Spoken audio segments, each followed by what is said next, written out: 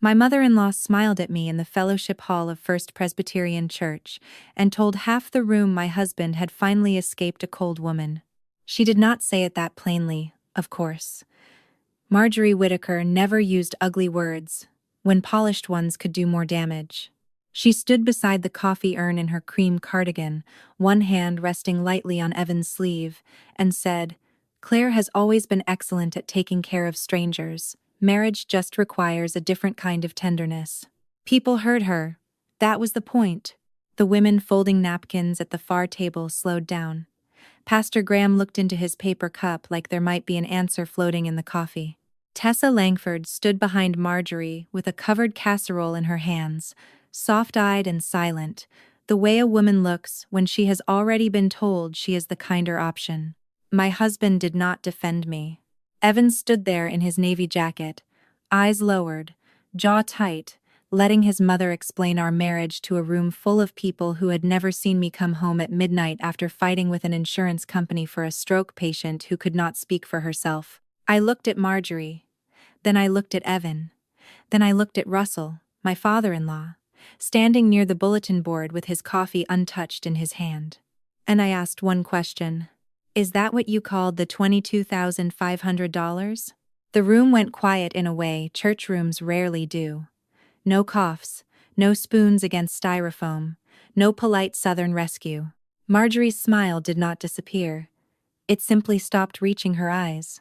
Evan looked at the floor. Russell finally looked at his wife. That was when I knew the next 48 hours would not end the way Marjorie had planned. She thought she had bought my husband's silence. She did not understand that receipts have a way of speaking when people finally stop lying. Please subscribe to support the channel. I bet you're watching this video right now while lying down with your legs crossed, right? If that's true, type 3. If not, type 4.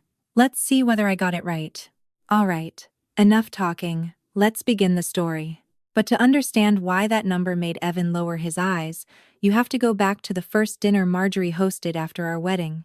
It was September of 2021, 3 weeks after Evan and I came home from our honeymoon in Maine. Marjorie called it a welcome home supper, but even then I understood that nothing in her house happened without a purpose. The table had been set before we arrived.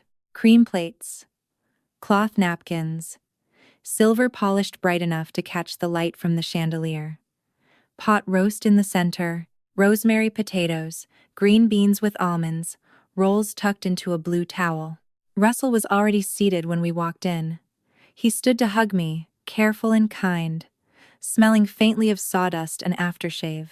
He had spent the afternoon repairing a loose railing on the back porch, and there was still a thin line of dust near his cuff. I noticed that because I notice small things when I am nervous. Marjorie noticed everything else. She looked at my black slacks, my work phone in my purse, the badge I had forgotten to remove from my jacket pocket. Then she smiled and kissed the air beside my cheek. "Claire, sweetheart, still wearing the hospital home with you?"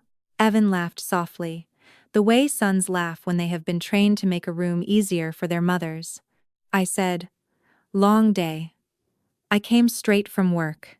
"At that rehab hospital?" she asked, though she had corrected 3 people at the wedding when they got the name wrong.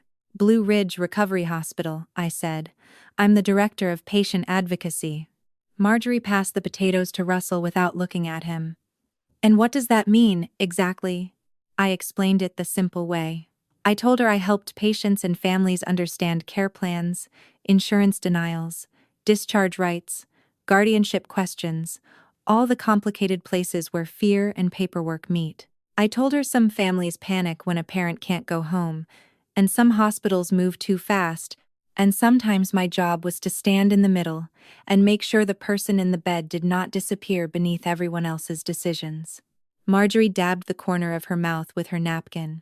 "So," she said, "you argue with people professionally."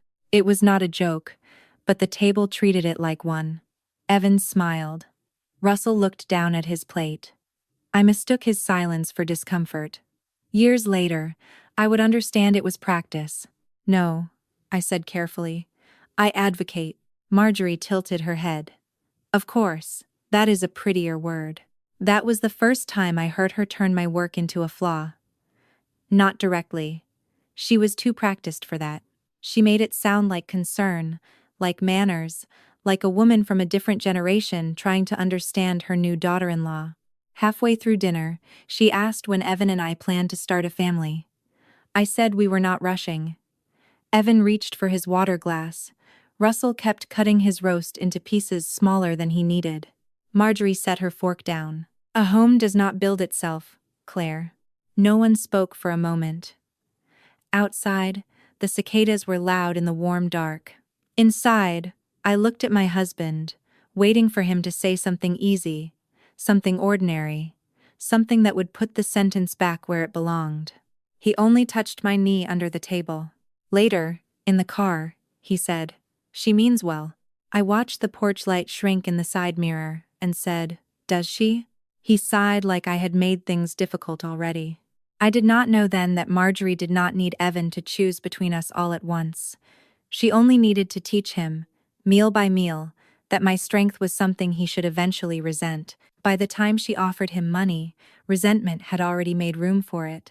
The first time Marjorie did it in front of other people, it was softer than what happened years later in that fellowship hall. That was how she worked. She never started with the knife. She started by teaching the room where to look. It happened in March of 2024, after a Sunday potluck at First Presbyterian. I was 29 then, still young enough to believe that if I kept showing up, people would eventually stop treating my presence like a disruption. I came straight from Blue Ridge recovery, 27 minutes late, wearing navy slacks and a blouse I had changed into in the staff bathroom. There was still a blue ink mark on the side of my thumb from a discharge appeal I had signed before driving across town. The fellowship hall smelled like coffee, lemon bars, and chicken casserole. Evan was near the dessert table with Marjorie, Pastor Graham, and Tessa Langford. Tessa held a glass dish covered in foil. She had that soft church smile people trust before they know what it costs. Marjorie saw me first. "There she is," she said, warm enough for everyone nearby to hear. Our busy Claire. Not my daughter-in-law. Not Evan's wife. A title and a verdict in 3 words. I apologized for being late. I said there had been an issue with a patient's discharge plan.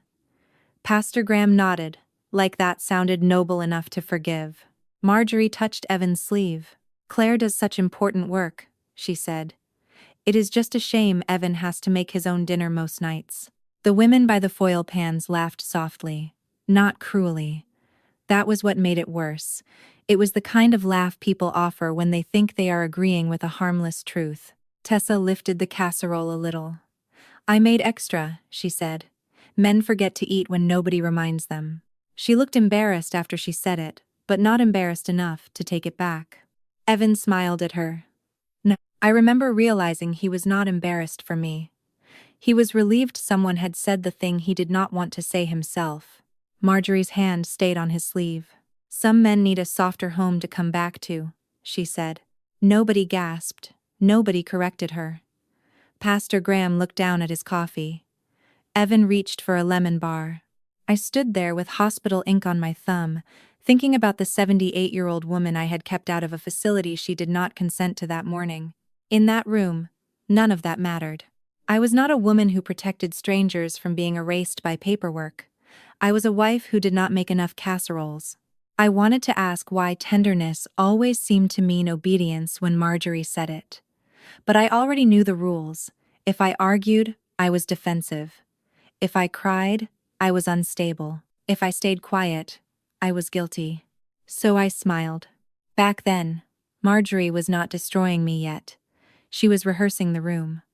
Before she ever bought Evan's exit, she taught him to believe leaving me was reasonable. After that Sunday, Evan did not change all at once. That would have been easier to see. Real endings rarely announce themselves that clearly. They arrive as new words in familiar mouths. The first word was schedule. Evan used to say I work too much, and sometimes he was right. There were weeks when Blue Ridge recovery swallowed me whole. A daughter from Ohio would call crying because Medicare had denied another 7 days for her father, or a patient with a brain injury would refuse a placement everyone else had already decided was best for him. I would come home with names I could not say, and stories I could not put down. Before Marjorie got involved, Evan would heat soup, kiss the top of my head, and say, "Rough day?" Then one night, in November of 2024, I came home at 8:42 and found him sitting at the kitchen island with a plate covered in foil. A white sticker was pressed to the top. For Evan. In case dinner got complicated. Tessa's handwriting. He did not look guilty when I saw it. That was the part I remember. He looked relieved, like someone had finally given him permission to be disappointed. I set my keys in the bowl by the door. "Where did that come from?" I asked. "Church," he said. "Tessa made extra." I looked at the plate. "Again?" He rubbed his thumb along the edge of the foil. "Mom says people show love by noticing what's missing." There it was. Not Evan's sentence. Marjorie's. I took off my coat slowly. "And what's missing?" He sighed. "I don't want to fight." I had not raised my voice. I had asked a question. But in our house by then, any question that came too close to his mother became a fight I had apparently started. A week later, he said, "I feel like I'm just another appointment on your calendar." 2 weeks after that, while I was folding towels in the laundry room, he leaned against the doorframe and said, "You take care of strangers better than your own husband." That one landed differently. Not because it was new, but because it was old. I had heard the shape of it at potlucks, at dinners, in Marjorie's kitchen, beside foil pans and prayer lists. Evan had not invented it. He had inherited it. By December, he was spending every Saturday at his parents' lake house in Lake Lure. Russell said the dock needed work before spring. Evan was good with his hands, and I understood wanting to help. At first, I was glad he had something that made him feel useful. He came home smelling like cedar and lake water, talking about warped boards and rusted brackets. Ordinary things. Fixable things. Then the ordinary things started coming with commentary. "Mom says the house feels peaceful when I'm there. Mom says you'd like it more if you let yourself slow down. Mom says some women don't know how tired their husbands are until their husbands stop coming home." He always began with "Mom says," and ended with silence. In January of 2025, I found a church bulletin folded into the passenger door of Evan's truck, tucked beside a hardware store receipt, like he had meant to throw both away. I was looking for the ice scraper. The bulletin was from the New Year volunteer breakfast, and on the back someone had written a list in blue ink. "Ask Claire about reducing hours. Mention children gently. Do not accuse. Use lonely, not angry. Remind him he deserves warmth." There was no signature. It did not need one. I stood in the cold driveway with the truck door open and the paper in my hand. The mountains were gray behind our house. Somewhere down the street, a dog barked twice and stopped. I did not photograph it. Not then. Back then, I was still trying not to become the kind of wife who collected evidence, so I folded the bulletin exactly the way I found it and put it back. That was before the money. Before the townhouse. Before I knew Marjorie would put a price on what she had spent years preparing Evan to resent. But that morning, standing beside his truck, I understood something that made my stomach go quiet. My husband was not only pulling away from me, he was being coached on how to leave. The money did not appear like a confession. It appeared like a clerical mistake. That was the 2nd of June 2026. Evan had been gone 15 days. He had not called it leaving. Men like Evan rarely use the clean word first. He said he needed space. He said he needed quiet. He said he was staying somewhere temporary while we both figured out what love was supposed to look like when two people had stopped understanding each other. I let him say it that way because I was tired. That night, I was sitting at the small kitchen table in my apartment in West Asheville, eating soup that had gone lukewarm while I answered emails from work. At 8:56, my phone lit up with an automatic notice from our auto insurance company. Evan and I were still on the same policy, because divorce, separation, whatever name he wanted to use, had not yet made it to paper. The notice said his mailing address had been updated. I opened the PDF without thinking much of it. Then I saw the address. A townhouse off Merriman Avenue. I knew that street. Tessa had mentioned it 3 weeks earlier after church, smiling into her coffee as she told Marjorie she was helping a friend settle into the sweetest little place near everything. I remembered because Marjorie had looked at Evan when Tessa said it. My spoon stayed in my hand. The soup slid off it and dropped back into the bowl. I called the insurance company the next morning from my office with the door closed. I told the representative I needed to confirm whether the policy change affected billing. She put me on hold for 4 minutes. I remember the hold music because it was a cheerful piano version of a song I had heard at weddings. When she came back, she said, "No, ma'am. The billing account is unchanged, but the recent address endorsement was connected to a payment confirmation from Whitaker Family Bridge Fund." I wrote the words down. Whitaker Family Bridge Fund. Russell had mentioned that account once, years earlier, while explaining why he wanted Evan's help at the lake house. It was money he and Marjorie had set aside for repairs, taxes, dock work, things they did not want touching their retirement income. Not Evan's apartment. Not separation expenses. Not a townhouse near Tessa Langford. I thanked the woman and hung up. For a while, I did not move. My office window looked down over the rehab garden, where a man in a gray sweatshirt was practicing steps between parallel bars. His daughter stood beside him, clapping every time he made it from one end to the other. I watched her clap for a man learning how to stand again, and I wondered when I had stopped standing in my own life. That evening, I called June Callahan. June was 58, a part-time paralegal before she came to Blue Ridge Recovery, and the kind of woman who could read a document the way some people read weather. I did not tell her everything at first. I only said, "I think my mother-in-law paid for Evan's new place." June was quiet for 3 seconds. Then she said, "Do not accuse anyone yet. Send me what you have." By 9:17 that night, we had the first shape of it. Not the whole thing, just enough to make my kitchen feel smaller. $7,500 for 3 months of townhouse rent. $3,000 for an attorney retainer. $4,200 for the security deposit and utilities. $2,800 for movers. $5,000 in a cashier's check marked personal transition. Total, $22,500. Every payment connected back to Marjorie. One memo stopped my breath more than the others. Bridge support before separation. Do not discuss with R. R was Russell. I read it 3 times. The soup on the table had gone cold. My phone screen dimmed while I was still staring at the number. $22,500. That was not support. That was a receipt. The worst part was not that Marjorie offered it. By then, I understood who she was. The worst part was that Evan took it. My husband had not simply walked out of our marriage. He had accepted funding.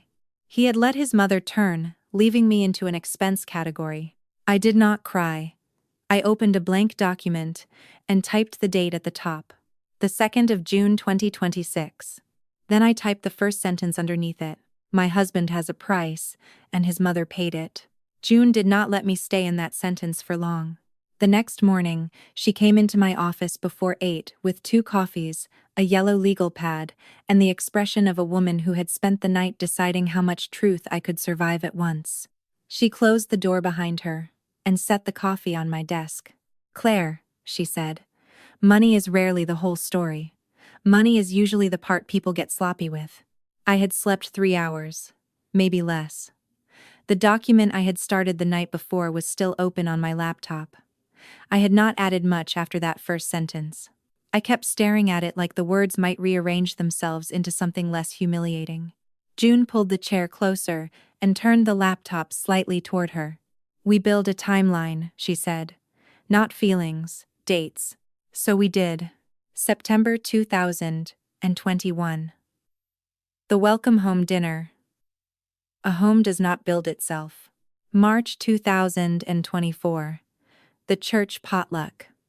Our busy Claire. Some men need a softer home. November 2024. Tessa's first labeled dinner on my kitchen island. January 2025. The bulletin in Evan's truck. Use lonely, not angry. Remind him he deserves warmth. May 2026. Evan moving out. June 2026. $22,500. Seeing it in rows did something to me. Pain has a way of spreading when it lives only in your body. Put it in a table, and it becomes harder for other people to rename it. That was the first thing June taught me. The second was that Marjorie had not just paid for Evan to leave. She had prepared somewhere for him to go. That afternoon, while searching an old shared email account Evan and I still used for household bills, I found a forwarded lease packet. It had been sent to Evan from a property management office near Merriman Avenue, then forwarded to Marjorie with no message except 3 words. "This is it." The reply came 14 minutes later. "Good. Do not sign anything until I speak with Tessa about timing." I read that line twice before the name really entered me. Tessa. Not as a casserole. Not as a soft smile in a fellowship hall. Not as a woman who happened to make too much food and stand too close to my husband. Timing. I clicked through the rest of the thread. There was an email from Marjorie to Evan with the subject line, "Clean Start Plan." In it, she had written, "Once Claire signs the separation agreement, Russell will accept it as done. Your father does not need distress before there is a solution. Tessa understands this family. You deserve a wife who does not have to be taught tenderness." I remember the hum of the air conditioner above my office. I remember June standing behind me, one hand on the back of my chair. I remember not blinking for so long my eyes burned. Then I found Tessa's reply. "I don't want to be the reason anything ends." Marjorie had answered, within 6 minutes. "You are not the reason. Claire ended this years ago. We are only helping Evan see it." That was when I understood the shape of the plan. Marjorie had not been waiting for my marriage to fail. She had been building the replacement while calling it concern. She had given Evan language, then sympathy, then a place to live, then money to make leaving feel responsible instead of cruel. June took the mouse gently from my hand and began saving everything as PDFs. "Do not respond," she said. "I wasn't going to. You were thinking about it." I was, not to Marjorie, to Evan. I wanted to ask him when exactly he stopped being my husband and became someone's project. I wanted to ask if he had read the words "Tessa understands this family" and felt ashamed or comforted. I wanted to know whether he had ever paused before letting his mother write me out of my own life. But June was right. A woman like Marjorie did not fear being accused. She feared being read aloud. So I said nothing. That night, I opened a new spreadsheet and named it June 12, Family, Timeline. I added a column called Evidence. Then I added another column called Who Benefited. By midnight, the answer was on nearly every row. Not me. Not Russell. Marjorie. Evan. Tessa. And under the final row, beside the $22,500, I typed one sentence I did not yet know I would say out loud 10 days later. This was not a separation. It was a purchase order. By Thursday morning, June 11th, the spreadsheet had stopped feeling like something I was making and started feeling like something that had been waiting for me to catch up. I was at Blue Ridge Recovery before 7, sitting in the small staff room beside the therapy gym with my coffee untouched beside my laptop. Outside the glass wall, a man in his 80s was learning how to trust his left leg again. His physical therapist stood close, but did not touch him unless she had to. That was the thing about real help. It stayed near. It did not take over and call itself love. At 8:13, my phone rang. The name on the screen was Nora Bell. Nora was 69, widowed, and lived 2 houses down from Marjorie and Russell. She had worked at a credit union for 31 years before retiring, which meant she remembered numbers the way some women remembered birthdays. I had known her mostly from Christmas open houses and summer evenings, when she walked her little white dog past the lake house and waved from the road. I almost did not answer. Then I did. "Claire," she said, and her voice was low. "I have been debating whether to call you since Monday." I stood and closed the staff room door. "What happened Monday?" She exhaled. "I saw Marjorie and Evan at Blue Ridge Credit Union. In the back parking lot, not inside. I would not mention it, except I heard your name. My hand tightened around the phone. Nora said she had gone there to withdraw cash for her grandson's medication. She remembered the time because the pharmacy opened at 9, and she was trying to get there before the line got long. When she came out, Marjorie was standing beside Evan's truck with a white envelope in her hand. I was not trying to listen, Nora said. But Marjorie has never known how far her voice carries when she thinks she is being discreet. I did not speak. She told him, "This is the last piece. Do not let Claire know before she signs." The room around me seemed to narrow. "And Evan?" I asked. He asked, "What about Dad?" Nora paused then, like she hated the next part. Marjorie said, "Your father believes what I tell him when I tell it calmly." I wrote it down exactly as Nora said it. Not because I needed to, because my hand needed something to do. For several seconds, all I heard was the dull rhythm of sneakers on therapy mats outside the door. A patient counting steps, a therapist saying, "Good, again." Nora continued, "Claire, I do not know what is happening in your marriage. It is not my business, but I know what a cashier's check envelope looks like.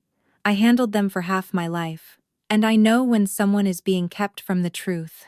By noon, June had confirmed what Nora had given us. The first payment on Evan's townhouse had not come from Evan. It had come from a cashier's check purchased by Marjorie Whittaker 2 days before he moved out. That changed something in me. Before Nora's call, the truth still had soft edges. Emails could be explained, memos could be renamed. Mothers could call manipulation help, and sons could call cowardice, confusion. But a cashier's check had a date, a purchaser, an amount, and a place where someone stood under fluorescent lights and decided to turn money into action. I sat in my office and looked at the timeline again. There was the dinner, the potluck, the bulletin, the townhouse, the transfer, the check, Nora's statement, Marjorie's sentence about Russell. "Your father believes what I tell him when I tell it calmly." That was when I understood. Russell was not simply uninformed. He had been managed. Just like Evan. Just like Pastor Graham.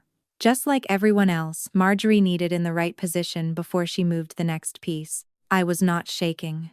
That scared me more than shaking would have. There is a kind of calm that does not mean peace. It means the part of you that still hoped has finally stepped out of the room. I opened the spreadsheet and added one more column. Confirmed by. Then I typed Norabelle's name beside the cashier's check. By 12:17 p.m., I no longer suspected my mother-in-law had bought my husband. I knew the amount. I knew the account. I knew the date. I knew the place. And now I knew she had counted on Russell's silence the same way she had counted on mine. June did not congratulate me for being right. That was one of the reasons I trusted her. People who enjoy your proof too quickly usually do not understand what it cost you to find it. She only sat across from me in my office, reading Nora's statement twice, then the payment confirmation, then the email about Russell accepting things once they were already done. When she finished, she took off her glasses and set them on top of the folder. "Now we do this carefully," she said. I almost laughed. Carefully, as if my marriage had not been taken apart with casseroles, prayer requests, and cashier's checks. As if care had ever protected me from people who knew how to sound loving while they moved pieces around a board. "I want to call Evan," I said. "I know. I want to ask him if he looked at that check before he took it. I know. I want to ask him when he stopped being ashamed." June folded her hands on the desk. "And what happens after that?" I looked away. Because I knew. Evan would panic. He would call Marjorie. Marjorie would call me cruel. Pastor Graham would receive some edited version before dinner. Russell would hear the story already translated into something gentle and maternal. By nightfall, I would not be a wife holding evidence. I would be an angry woman attacking a mother who had only tried to help her son. June slid the yellow legal pad toward me. "A woman like Marjorie does not fear being accused," she said. "She fears being read aloud." That sentence landed in me and stayed there. So we built the folders. Not a dramatic box of secrets, not a revenge packet. Just paper, arranged so nobody could pretend the story was too emotional to follow. Folder A was the master copy. Bank memo. Cashier's check confirmation. Townhouse lease. Insurance address change. The clean start plan email. Tessa's reply. Marjorie's response. Nora Bell's written statement. Signed in blue ink. Because June said blue ink made photocopies easier to challenge and originals easier to recognize. The spreadsheet with dates, amounts, and who benefited. Folder B was 1 page. June made me cut it down until it had no adjectives. Not betrayal. Not manipulation. Not bought. Just facts. April 28. Lease packet forwarded from Evan to Marjorie. May 3. Marjorie instructs Evan not to sign until timing is discussed with Tessa. May 14. Cashier's check purchased by Marjorie Whitaker. May 18. Evan moves out. June 2. Insurance address change reveals townhouse address. June 11. Nora Bell confirms parking lot exchange and statement regarding Russell. At the bottom, June, let me write one sentence. The $22,500 did not support a separation that had already happened. It funded one before Claire was told the truth. I printed 6 copies. The printer at Blue Ridge Recovery made a low grinding sound on page 4, like even the machine was tired of family business. I stood there watching the pages slide out warm, one after another, and thought about all the years I had tried to be understandable without documentation.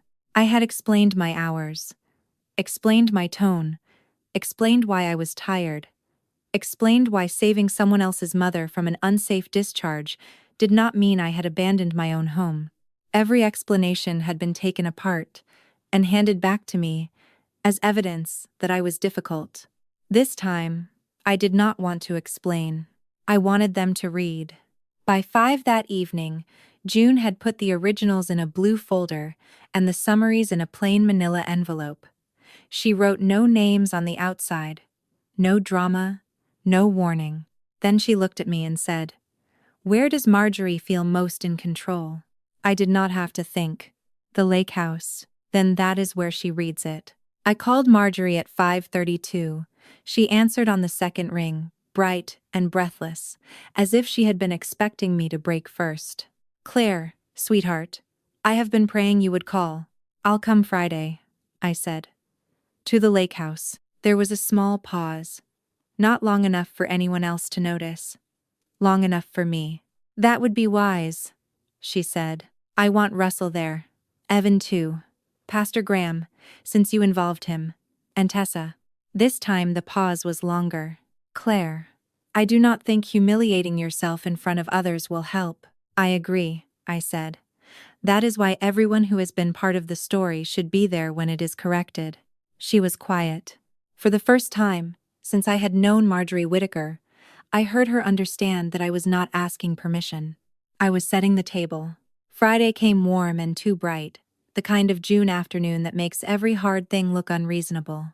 I left Blue Ridge Recovery at 2:40 with the blue folder in my work bag and the manila envelope lying flat beneath it. June rode with me. She did not talk much on the drive to Lake Lure. That was another reason I trusted her. Some people fill silence because they are afraid of what you might feel inside it. June, let me have mine. The road curved through green hills and old stone walls, past antique stores, bait shops, and churches with removable letter signs about grace. I watched the words blur through the windshield and thought about how often people used grace when what they wanted was compliance. Marjorie's lake house sat back from the water behind 2 white hydrangea bushes and a mailbox Russell had built himself. I had always liked that mailbox. It leaned slightly to the left no matter how many times he fixed the post. It was the only crooked thing Marjorie allowed near her front walk. Her car was already there. Evan's truck was beside it. Pastor Graham's gray Buick was parked under the pine tree. Tessa's little white sedan sat closest to the porch, as if she had arrived early enough to be useful. Russell was on the dock when we pulled in, coiling a yellow extension cord with slow, careful hands. He looked up when he saw me.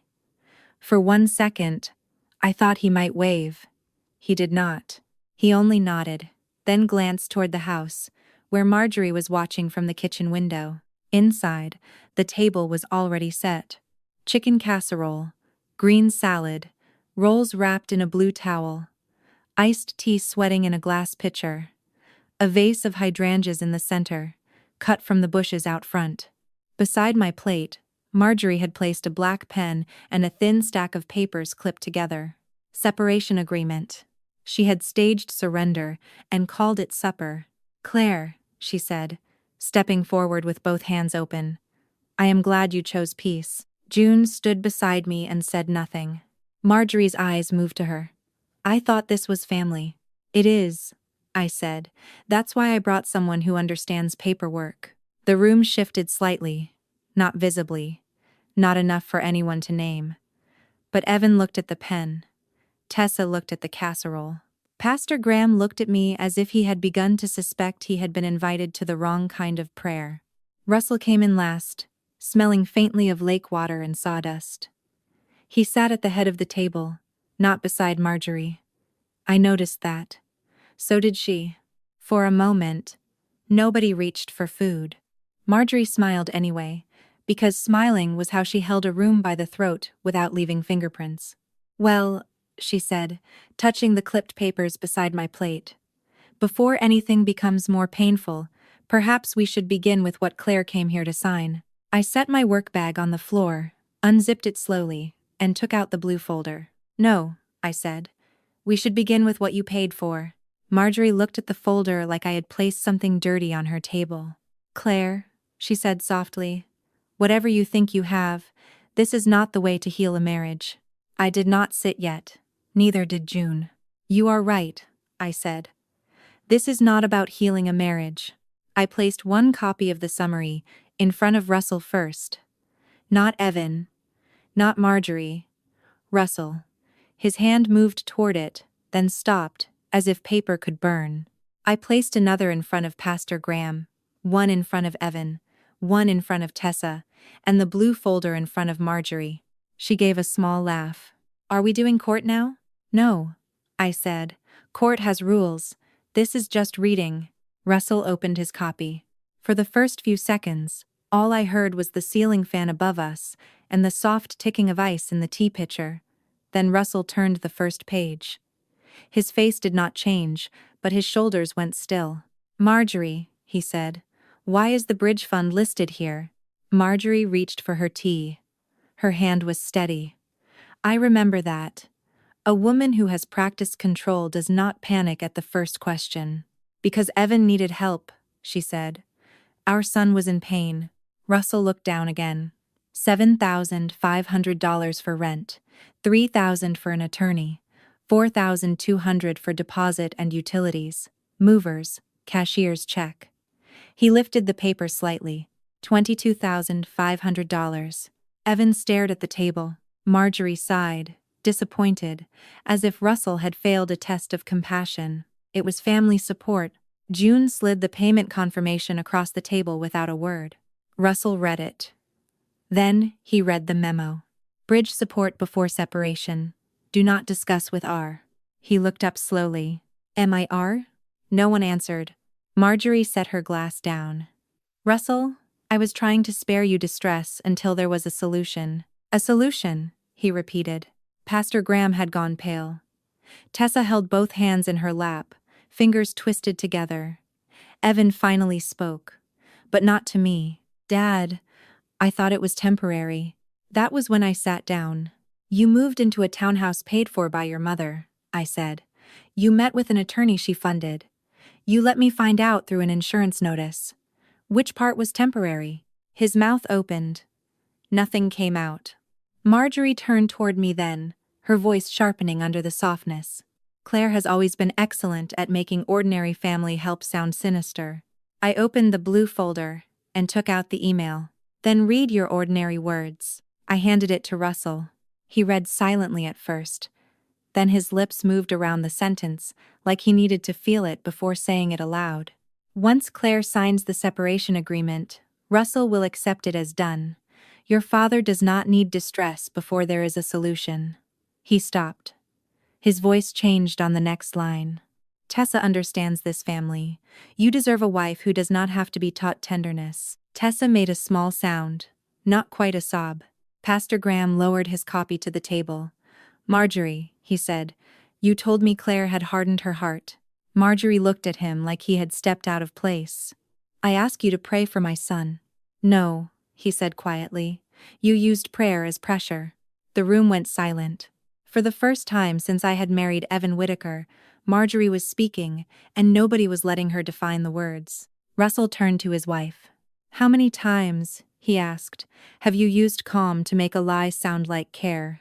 Russell's question stayed in the room longer than anyone's answer could have. Marjorie did not respond right away. She looked first at Evan, then at Pastor Graham, then at Tessa, as if one of them might step forward and give her back the room. No one did.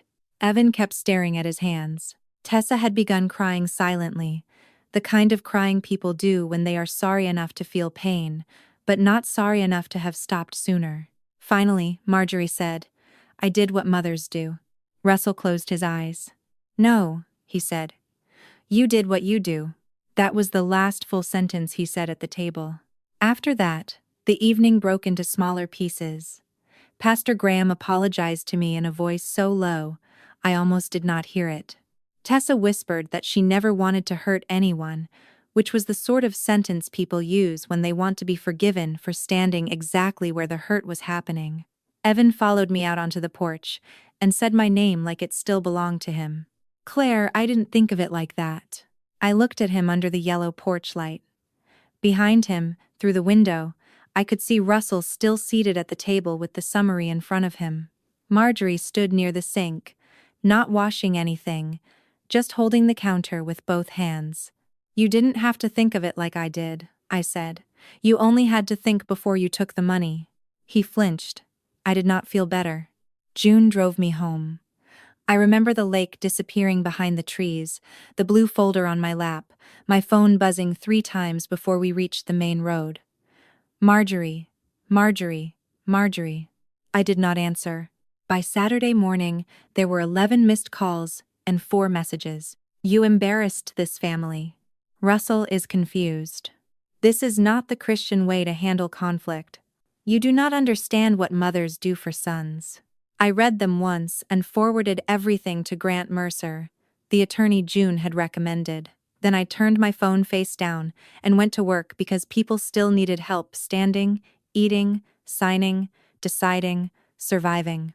My life had not stopped just because Marjorie had lost control of her story. On Sunday, at 4:12 p.m., Russell left the house he had shared with Marjorie for 41 years.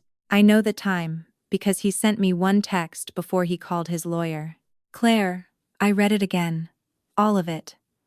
You were right to make me read before she explained. Later, Grant told me Russell had placed his wedding ring on the kitchen table beside the checkbook for the bridge fund. He left one note. Marjorie, I have spent 41 years mistaking quiet for peace. I will not let you purchase another person's silence and call it family. I am going to Hendersonville. Do not call Evan to translate this for you. That was all. No screaming. No slammed doors. No performance. Marjorie bought my husband for $22,500. 48 hours later, she learned her own marriage had been living on credit. Evan called me 6 days after Russell left. I was in my office at Blue Ridge Recovery, standing by the window that looked over the therapy garden. A woman in a red cardigan was learning to step down from a curb with a cane. Her husband stood 3 feet away, hands open, resisting the urge to grab her every time she wobbled.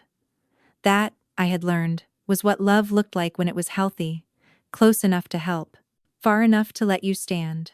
I let Evan's call go to voicemail. Then I listened to it once. Claire, he said. His voice sounded smaller than I remembered. I know saying my mother pressured me doesn't erase that I said yes. I know that now. I don't know what I'm asking for. I just wanted to tell you I'm sorry. I did not call him back that day. When I did, 2 days later, I told him we could speak through a licensed counselor and our attorneys. Not alone. Not at his mother's table. Not in a church office where prayer could be used as a softer word for pressure. Marjorie sent one email with the subject line, For the sake of family, I forwarded it to Grant without opening the second paragraph. Pastor Graham apologized publicly to the church elders for allowing himself to be used in a one-sided story. Tessa stepped down from event coordination for the summer. Russell stayed in Hendersonville and began therapy at 66 years old, which may have been the bravest thing anyone in that family did. As for me, I did not become softer. I became quieter in a different way. In July, Blue Ridge Recovery offered me a new position, Director of Family Ethics and Patient Rights. The title sounded almost too exact, like life had a sense of humor it had waited years to use. My new office was on the second floor, above the rehab garden, with a window that caught the morning light. On my first day, I stopped at Lydia Shaw's flower shop and bought white lilies, not because anyone had apologized enough, not because I had forgiven everyone, because I wanted something gentle in the room that did not ask me to shrink. I trimmed the stems in the small sink beside my office and placed them in a mason jar on my desk. For years, Marjorie called me too clinical, too cold, too hard to love. But I was never too hard. I was standing in a room where softness had been weaponized. I did not lose my husband because I failed as a wife. I lost him because someone offered him a price, and he accepted it. What I gained after that was harder to buy. Peace, a locked door, a clean desk, and a life no one in that family gets to translate for me again. There is a lesson in Claire's story that has nothing to do with money and everything to do with the quiet places where people lose themselves. Sometimes betrayal does not arrive as shouting. Sometimes it comes dressed as concern. It sounds like advice. It brings casseroles. It says, "We only want what is best." It asks you to stay calm while it rewrites your life in a language that makes you look ungrateful for objecting. And that is why you have to learn the difference between peace and silence. Peace gives you room to breathe. Silence asks you to disappear so other people can stay comfortable. Peace tells the truth even when the room shakes. Silence protects the person, causing the harm because everyone is afraid of what will happen if the truth is spoken out loud. Claire spent years being called cold because she did not fall apart on command.